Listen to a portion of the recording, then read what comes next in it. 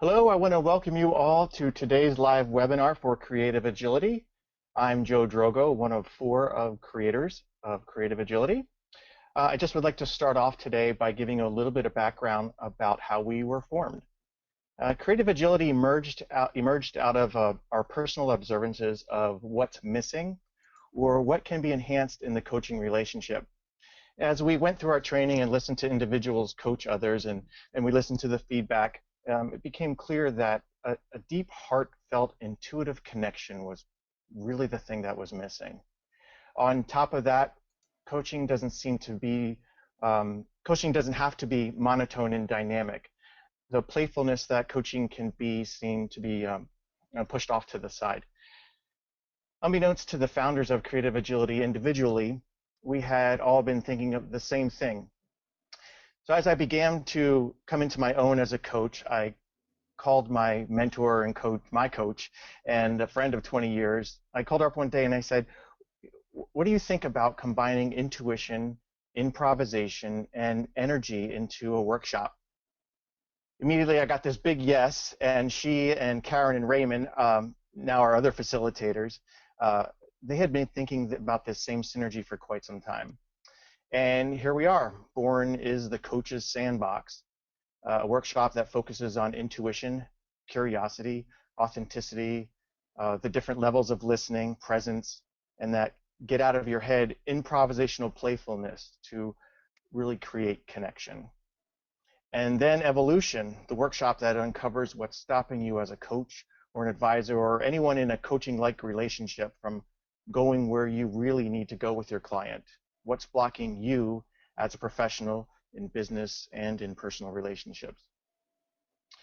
There are some other workshops in the development, including Ensemble and the Sandbox Practicum, but today we're going to focus on our October 4th and 5th workshop in the San Francisco Bay Area, and that would be the Coach's Sandbox.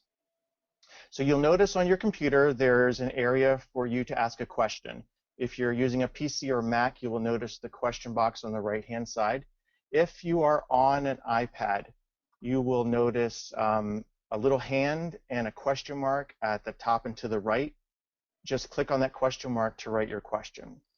And we'll be addressing questions at the end. And if a question looks particularly urgent, we'll try to address it right then and there. So now I would like to introduce you to our co-founder and facilitator of Creative Agility, Ricky Victorio, Hi. who will be discussing the dynamics of the Coaching Sandbox and what you can expect. Ricky?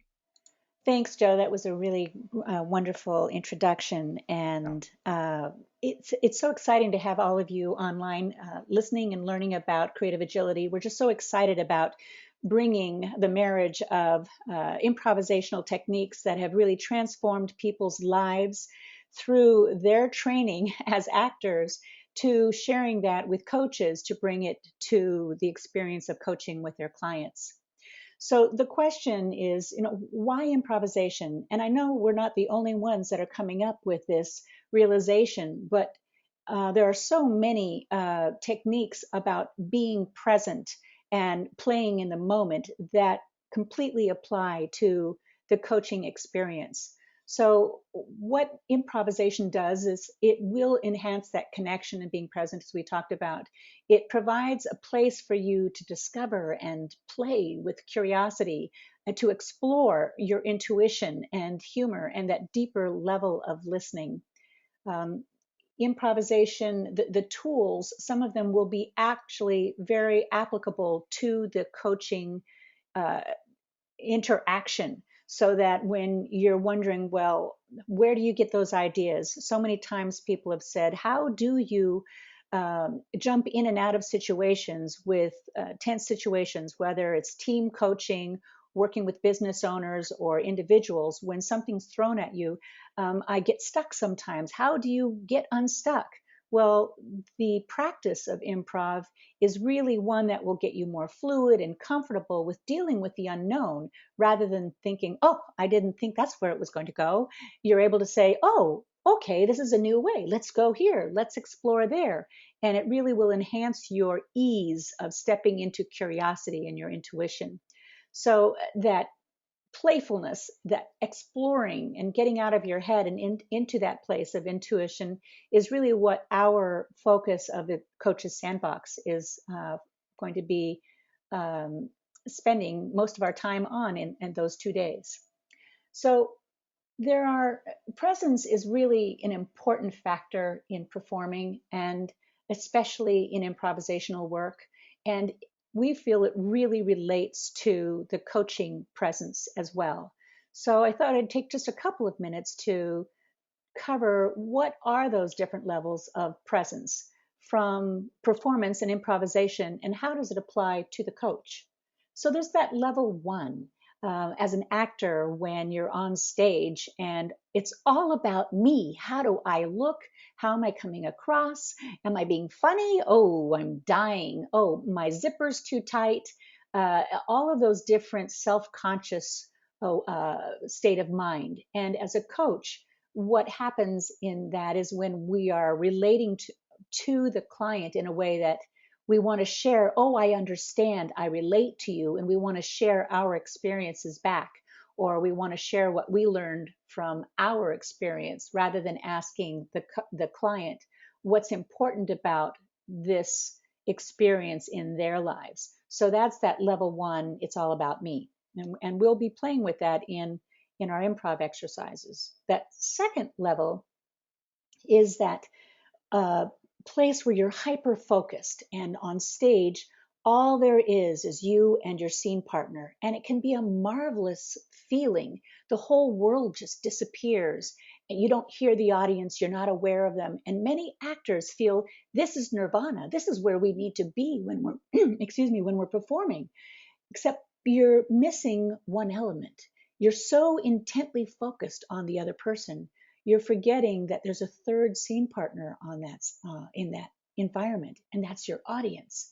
And if you're not aware of how they're interacting with you, you can miss a whole lot of opportunity. So that level two of being intently focused on the other person, it does relate very well to coaching, where you're listening so intently, you're focused on the other person, but you're not really aware of what's happening to them physically, their geography, what's around them, as well as what is the higher spiritual connection to that energy that is around you both.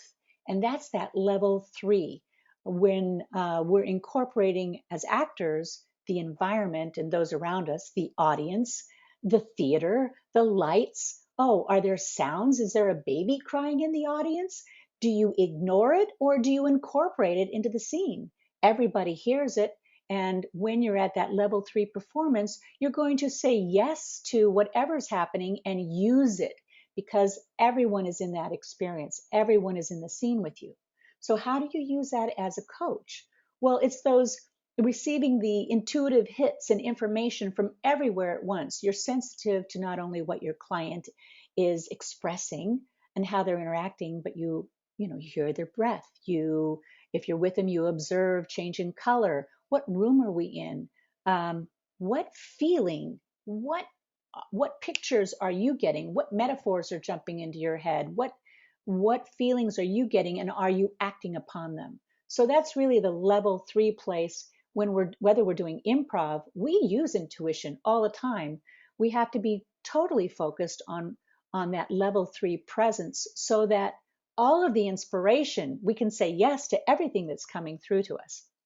So, and if you have questions, we can talk about this more, but I'm going to step now into some of the basics of improv and share with you how we have experienced it applies into the coaching relationship.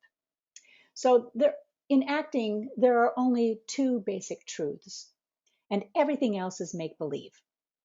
And you say, well, how does that work? Well, everything is make believe. The story is make believe. The sets are cardboard. The costumes have been, tacked together. The script has been written if there's a script. We're making up relationships. Even the story around the characters is make believe. But the only two truths that exist in that scene or on that stage are what you feel and what you do. You can't pretend to be sad. You can't pretend to be happy. And you can't pretend to pick up the spoon or the spear or walk across the stage. You literally have to walk across the stage. You have to hug that person. Or if you're going to have an emotional reaction, you know when someone's pretending, it's not very interesting to watch. So the actor has to find that real place of feeling and doing. Well, that's basically the same thing with coaching. When we come to the coaching session with our clients, what we have is their stories, the mythology, their history, and that becomes that part of make believe. And the only reason it's not really make believe, it's their history, it's their mythology, but it's not tangible. We can't touch it, we can't change it. It just is. But what is palpable, what is tactile, is what the client is feeling right now and what's happening right now. And how are we interacting? Are we physically going to get involved in some of the coaching, or are we going to emotionally be connected? So that feeling and doing, those are your only two truths. And this is really vital. And improv is the greatest way to experience and lock that learning in. And then there are 5 rules of improvisation and how it applies to coaching. And there are many other wonderful things that we're going to be sharing with you over the weekend. But we thought to give you just a summary of some of the high end. So, Joe and I are going to do a little demonstration, a little improvisation with you as we go through these rules. And the first rule is the yes and technique. And you may have heard of this before, but it is really about it's inclusion, it's being open and receiving of information that's coming to you and then building upon it. That's the yes and. It's accepting what's being offered to you, rejecting nothing, and then moving forward on it. So, as a demonstration, Joe, I'm going to ask you for an environment, and then I'd like to do a demonstration of what it would be to refuse or reject my offer to you. Okay, so some actual improv right now. A little improv. Yeah. Okay. So, may I have a suggestion, Joe, for an environment? A forest. A forest. Okay. Well, I'm driving in my car down the parking lot, and well, what did I just do to Joe? Well, I, you didn't mention forest at all. no, I didn't. I didn't take your offer at all. And how did that make you feel when I asked you for something and then I negated you? I said forest. Not too good. Yeah. And I put myself in a car driving down the parking lot. So that would be a demonstration of negation. And what happened? It just stopped. I mean, Joe didn't know what to do. And I kind of surprised him because he Hmm. thought he was going to get to negate me, but I wanted to Yeah. really catch him unaware. So let's do the yes and where I say, Forrest, thank you. Oh wow, this forest, it's dark and it's kind of scary, Joe. Um, oh, did you hear Yeah. that Yeah. creepy Yeah. sound? I was just about to say I just heard some rustling in the Oh, trees.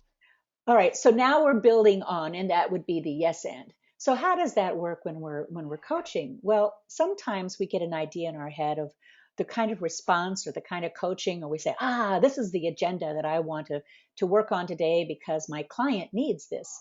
Well, what happens when the client comes to the session and they're bringing something completely different? uh, and and you've got to be able to let go of that preconceived idea or that thought of where you wanted to take them. Be curious, use your curiosity to inquire, and that's that yes and of, well, what is important about that. And sometimes going in a direction you never thought about before is more um, poignant. It's going to create more meaning and move the client more dynamically because you're dealing with what's showing up right now, and that's accepting everything. So let's take the second rule, taking the active defining part of your assumption. Now, in an improv, what you do is in saying yes and Joe and I did a little bit of it, we'll do a little bit more here, which is you accept what's being offered and then you add another piece of information on top of it. So it's a build, build, build, build, build. So if we go back to the forest and, oh, Joe, did you hear that creepy sound? It sounded kind of like a rah. Yeah, it's exactly what it sounded like. Like a monster? Yeah, but yeah, a monster and a really big one.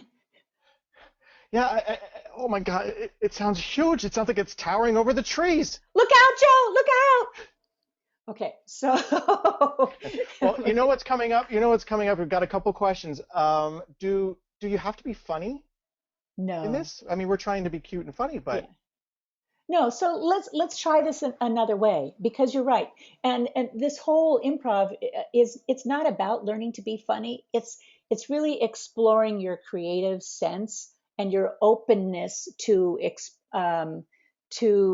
experience what's present in the now. So if we that's a really good question. What if we were to turn it around and I'm in the so you're in the forest, Joe, hmm and um, it feels tight mm, and dark, dark. I got dark. Yeah. and Uh, and and when I'm walking in the forest, I'm starting to feel anxious. mm. And physically, I just want to grab your hand and protect you. Okay, okay, that feels better. Okay, Mm, so what we were just doing there was we were doing the yes and in a real with real emotion with real feeling, and what Joe was using was his intuition. We call it an intuitive hit or a blurt, that when we get a picture or a feeling, that's the yes and of the assumption adding back on, because many times your intuition is going to be right on, it's spot on if your connection with your client is, if you're really connected with your client, and not to pull back, but let that assumption blurt it out. And if it's not going to fly, it'll drop and you'll keep moving. But if it hits, when Joe said, I can feel it, let me take your hand, that was that was his intuition, and that was building on that moment. So let's take it to the third one, beginning a scene with a definite character and action. And in an improv, what we want to do is be very specific about where we are, who we are, and what our relationship is. So if we were going back to the forest scene, we hadn't defined that. We were going into action. But if I were to say, "Oh, Joe, this was really a romantic place to go on our honeymoon. I love the forest. It's so insular." I mm, have then defined who we are, and not only put us in a place, but created relationship. Now that gives Joe something more to work with in playing in the scene with me, um, rather than just we're two people side by side. If we were to take this into coaching, it really is that embodying the saboteur and using geography. And what does that mean? Is um, Joe, mm. uh, we're in the forest and it's dark and we're walking through it. What are you feeling right now? I'm actually really, you know, to be honest, and this is the truth, is level one. Hmm. It's the nervousness of my, you've done this over and over again, but this, the nervousness of maybe running a first webinar. Mm, mm. Am I good enough for the first webinar? Saboteur talking. Right, right. So that's self-judgment and self-awareness. Mm. So if you were to give that saboteur a voice, what would it Oh, sound? like I just see the hands like curling, like curling up in front of my face, saying, "You can't do this. Mm, no, you can't You do this, right? Go on. right? Yeah, What you aren't. else? You might make a mistake. Everyone will laugh at you. They can hear you, but you can't hear them laughing at you." Right, right. So in pulling out the saboteur and actually getting playful with it, I mean, just talking about it, Joe, and bringing it out. What's present right now? Um, so it's in bringing it out, it becomes there's a dichotomy of it being silly, but yet very real. Hmm. Hmm. Um, so ask your question again. Oh, well, so we've created a character. Yeah, We've actually separated you from that saboteur. You've given it a yeah, voice, and yeah. we've become a little playful with it.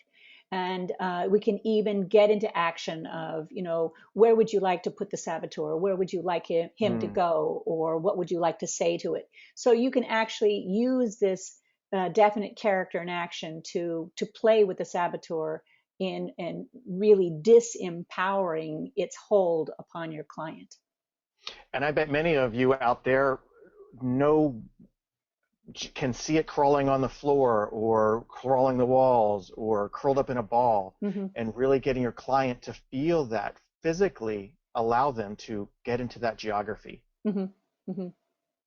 And being comfortable to be with them, Mm. going through Yes, that. yes. The fourth rule of improv: start in the middle and build the scene from there.